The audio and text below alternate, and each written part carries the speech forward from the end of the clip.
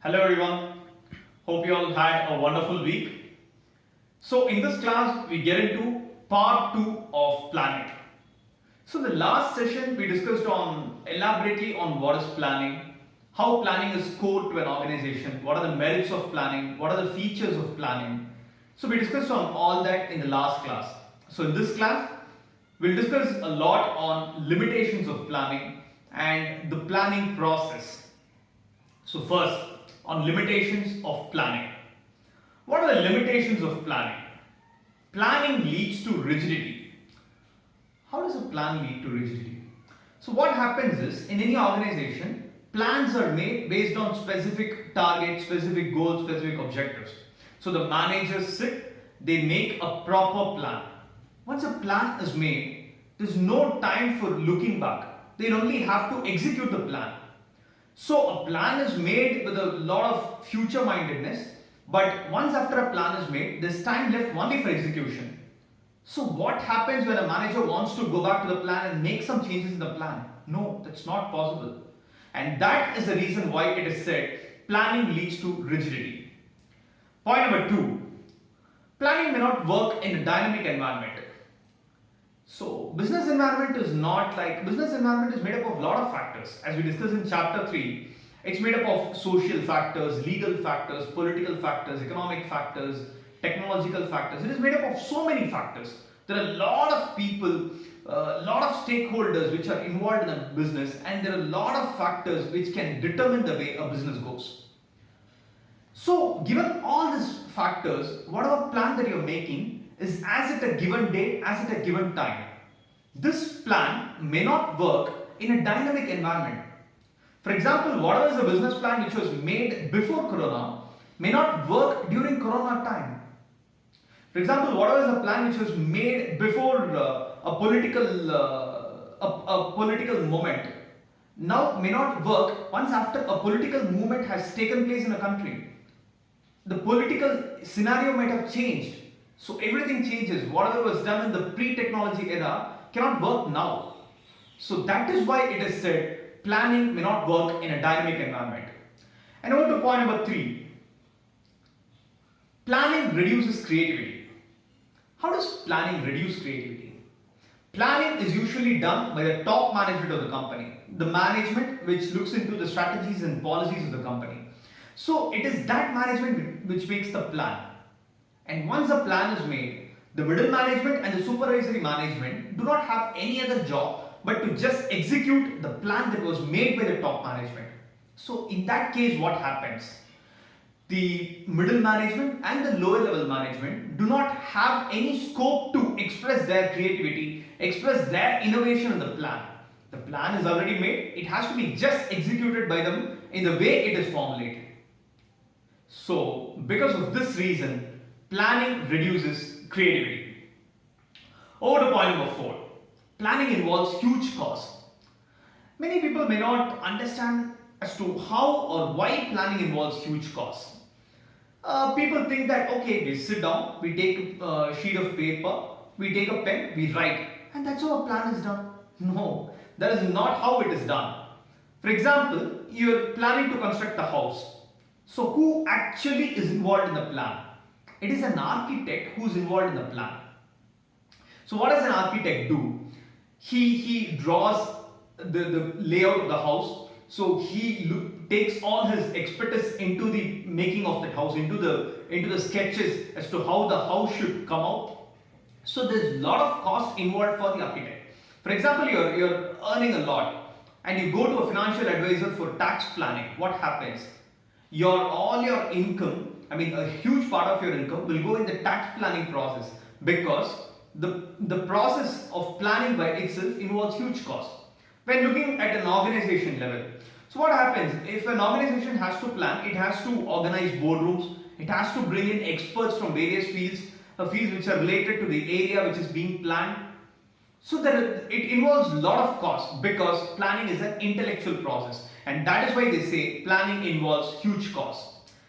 And the next point, the next limitation on planning is a time-consuming process. Why is planning a time-consuming process?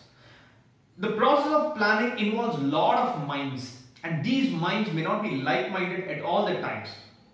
So when these minds are not like-minded, they do not think the same way, there are a lot of alternatives which come in. When there are so many alternatives, to execute or to decide as to which is the final plan takes a long time. Sometimes the planning might take so much time that even there might be very little time which is left for execution. And that is the reason why planning is a time consuming process. And the last limitation, planning does not guarantee success. How and why do we say planning does not guarantee success? Planning is made at that point in time, and the situation might change. The people involved in the organization might change. The managements might change. And all the more, with a plan, you cannot be successful. It is equivalent between planning and execution which defines success. A well-made plan but not well executed will not be a success. People are there, a very good team is there for execution, but planning is poor, that will not guarantee success. So a good plan by itself may not guarantee success if there is no proper execution of it. In case of a good plan which is not well executed, that will be a case of surgery success but patient death. And that is why we say planning does not guarantee success. So let's have a quick revision of the limitations of planning. Point number 1, planning leads to rigidity. Point number 2, planning may not work in a dynamic environment. Point number 3, planning reduces creativity. Point number 4, planning involves huge costs. Point number 5, planning is a time consuming process. And point number 6, planning does not guarantee success. So over to types of plans. To simply put it, there are only two types of plans. One is a single use plan. The next one is a standing plan. As the name very easily suggested, single use plan is one plan which you make for the time being, for the situation in hand. For example, a company wants to go in for an IPO. It has to time the IPO. It has to see when its product will sell in the market, when people will be ready to purchase its shares. It has to understand that market sentiment, and then it has to go for an IPO. So before a company goes in for IPO, which is initial public offer, it has to plan all this. And for this, an IPO is not something which the company does on daily basis. It is something which happens once in the lifetime of a company. So in case of an IPO, the company has to make exclusively a plan, which is a single use plan. It's a single use plan because it will be useful only for the situation which is given. At any other point in time, this plan may not be fruitful for the company. So that's a single use plan. And a standing plan. What are standing plans? Very simple. Standing plans is something which the company can abide by, which the company can trust at any given point in time. At any given point in time, it could be the policies of the company, the rules and regulations of the company, the norms of the company, procedures, methods of production which are used. It could be anything. So all this forms part of standing plan. For example, the company has got a particular method of production of cars. It has to follow the same method. First, step 1 should come, next this step should come, and next this step, and next this step. So everything is formulated.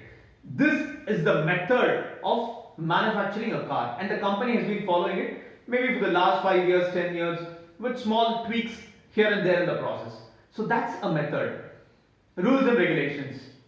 Everyone in the company should assemble in the company, should report to the company at 9:30 a.m. in the morning sharp, and people can leave the company at 6 p.m. sharp. So that's the rules and regulations. On every day, on every working day, people should be in proper formals, and on Saturdays maybe they can wear smart casuals. These are rules and regulations of the company. Policies. For example, you are joining a school. What is the policy of the school with respect to admission of an NRI student? So what are the rules and what are the policies of that school with respect to that? So those are policies. These are all standing plans. Standing plans because this will be useful at any point of time of the organization. This can be followed, this can be looked up to by the organization at any every given point of time. So that's a standing plan. So that's it on planning. So chapter 4 of business studies is complete. Hope you all enjoyed this chapter. Next we are going to go into a very interesting chapter which is marketing. In fact, which is the biggest chapter of class 12 business studies. So we are going to see marketing. We are going to learn marketing with a lot of contemporary examples, with a lot of interesting anecdotes. So there is a lot more interesting stuff coming for all of you. For all those who have not yet subscribed to this channel, please do subscribe. That's the biggest support we get from you. That's the biggest encouragement that we have. So please do like, share and subscribe. Thanks a lot everyone. Have a wonderful week.